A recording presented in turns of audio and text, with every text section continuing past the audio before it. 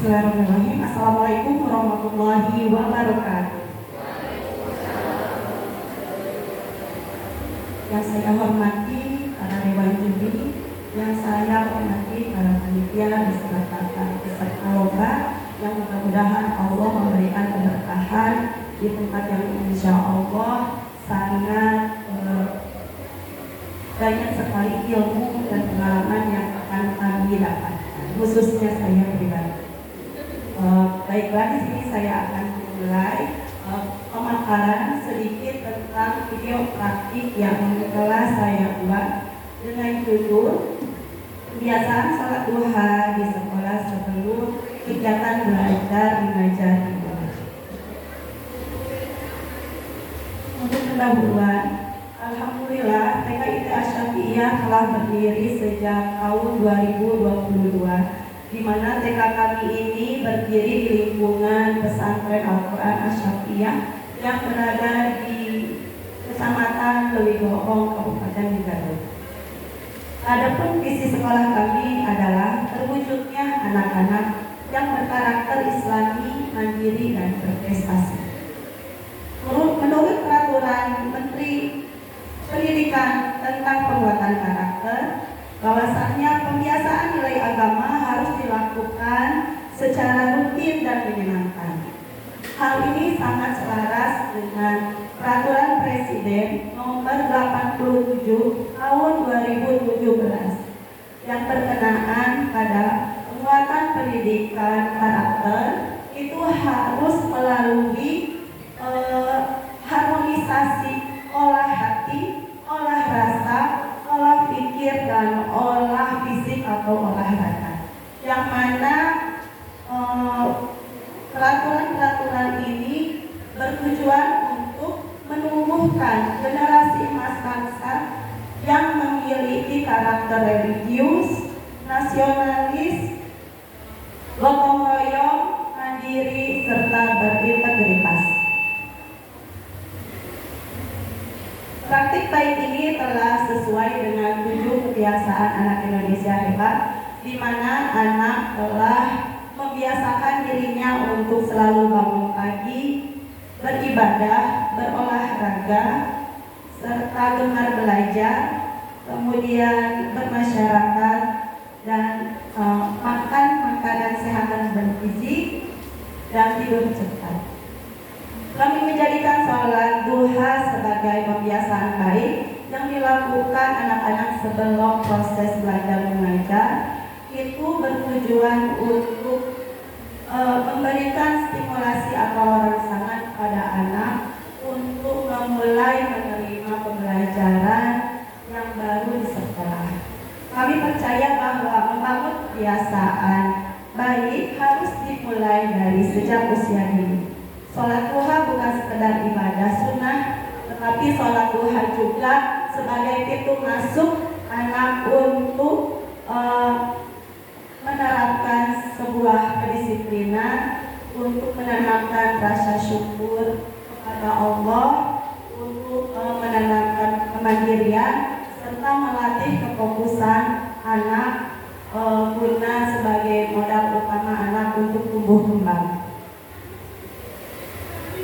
Adapun latar belakang kami memilih sholat duha sebagai praktik unggulan, yaitu di setiap gerakan sholat duha anak-anak dapat dilatih motorik kasarnya, karena pada dasarnya semua perkembangan yang ada, semua potensi yang ada pada anak itu harus selalu distimulus, terutama melatih motorik kasarnya guna memberikan suatu kebebasan anak untuk bergerak. Kemudian membangun fondasi kepribadian dengan memberikan pengalaman positif di usia dini dapat membentuk dasar karakter dan kepribadian anak di masa yang akan datang. Saya percaya bahwa kebiasaan-kebiasaan baik, terutama pendekatan diri kita dalam beribadah kepada Allah, itu sangatlah contoh baik dan menjadi modal utama anak-anak untuk mencapai sebuah kepribadian maupun karakter yang baik guna anak-anak menjadi anak-anak yang hebat di masa yang akan datang. Langkah-langkah pelaksanaannya yang pertama itu anak melaksanakan wudhu sebelum sholat, di mana anak-anak itu dilatih sejak dini untuk menjaga kebersihan diri serta kesucian jiwa yang pastinya akan berdampak pada anak-anak dapat menjaga kebersihan lingkungan serta melestarikannya. Yang kedua, guru mengajak anak-anak ke musola atau ke masjid. Hal ini guru dari sejak dini telah mengenalkan anak-anak khususnya umat muslim untuk mencintai tempat ibadah yaitu masjid, sehingga dengan munculnya rasa cinta maka anak-anak senantiasa akan tergerak hatinya untuk dapat beribadah ke masjid. Kemudian guru menjadi imam, murid menjadi makmum dan mengucapkan bacaan sholat dengan suara yang jelas dan lantang. Ini fungsinya untuk melatih anak-anak dalam hal mendengar serta anak-anak bisa meniru semua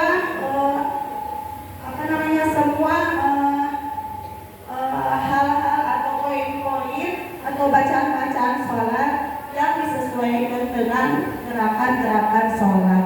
Kemudian murid menjadi imam guna melatih keberanian dan kepercayaan dirinya. Nah, salah satunya di sini adalah guru menjadwalkan anak-anak untuk berani menjadi imam muazzin. Gitu. Jadi di sini anak-anak itu sudah terjadwal. Mereka diberikan kewajiban untuk menjadi imam. Kemudian adapun inovasi kami membangkitkan rasa antusias mereka dalam beribadah sholat duha, yaitu kami membuat kartu emoticon, di mana kartu ini kami membebaskan anak-anak untuk memilih sebagai tanda bagaimana perasaan yang mereka rasakan setelah sholat duha. Kemudian kami menciptakan tepuk lagu Ayo Sholat Duha itu sebagai afirmasi awal kami untuk membangkitkan semangat anak untuk dapat melakukan sholat duha bersama-sama. Kemudian di hari libur kami selalu mengingatkan anak untuk selalu melaksanakan sholat duha dan mengaji bersama orang tua serta birrul walidain, di mana orang tua dapat memberikan tugas secara sederhana untuk melatih kemandirian anak dengan cara misalnya memberikan tugas untuk membersihkan kamarnya sendiri gitu. Adapun hasil dan dampaknya, alhamdulillah anak-anak setelah melaksanakan sholat duha ini konsentrasi belajar anak dapat meningkat secara signifikan. Anak-anak dapat melatih kefokusannya dengan cara selalu terus diberikan stimulus gitu. Yang kedua, anak lebih sabar, disiplin dan mandiri. Dari kesabaran ini anak terlatih dari keseharian anak-anak bagaimana mereka nanti mengambil air wudhu. Kemudian disiplin dan mandiri, anak-anak bisa merapihkan kembali alat sholatnya masing-masing. Kemudian anak lebih semangat dalam belajar, anak menjadi antusias datang ke sekolah. Nah, di sini adalah hasil tabel 33 responden dari orang tua berkenaan dengan kebiasaan anak Indonesia hebat yang dilaksanakan di rumah. Alhamdulillah sekitar 90% 7 kebiasaan anak Indonesia hebat ini telah dilakukan anak-anak baik di rumah maupun di sekolah. Refleksi guru. Sebagai guru kami melihat bahwa setiap kegiatan yang timbul dari rasa cinta atau senang akan menghasilkan sebuah halnya tentang sholat duha yang dilakukan dengan hati yang senang dapat berdampak pada pencapaian tumbuh kembang yang sesuai. Sebuah pembelajaran akan mendapat hasil yang maksimal dengan dukungan orang tua dan berkolaborasi yang baik dengan guru. Mungkin itu saja. Terima kasih banyak. Mudah-mudahan apa yang saya sampaikan ini dapat memberikan motivasi untuk guru-guru dan para lembaga sekolah yang lain. Kurang lebihnya mohon maaf. Terima kasih banyak atas kesempatannya. Wabillahi taufiq wal hidayah. Wassalamualaikum warahmatullahi wabarakatuh.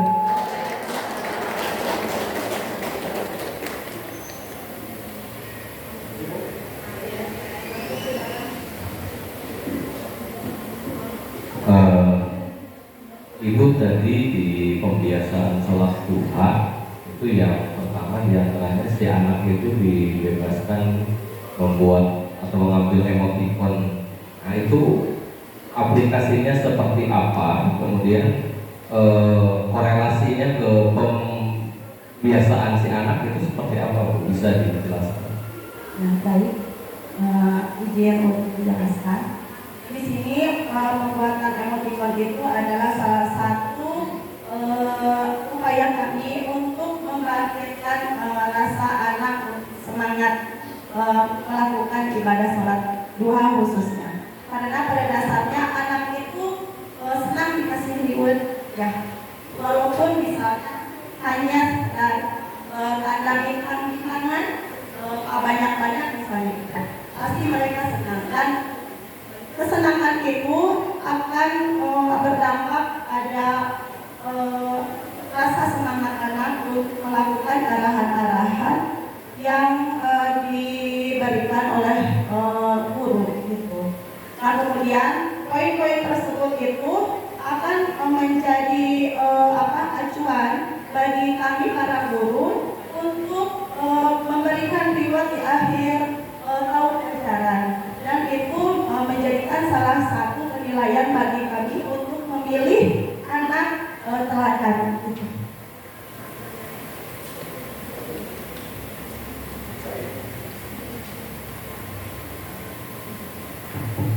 Baik Bu ya. Terima kasih.